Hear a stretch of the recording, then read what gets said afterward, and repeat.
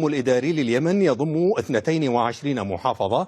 نتعرف اليوم على محافظة البيضاء، وهي ترتفع 2250 مترا عن سطح البحر، تقع إلى الجنوب الشرقي من العاصمة صنعاء، وتبعد عنها بحوالي 267 كيلومترا.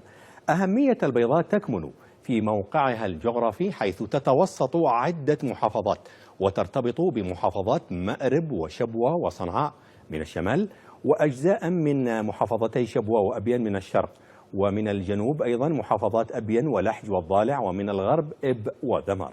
عدد سكانها أقل من مليون نسمة، ما يقرب من 736 ألف تقريبا، وتضم 20 مديرية وعاصمتها مدينة البيضاء.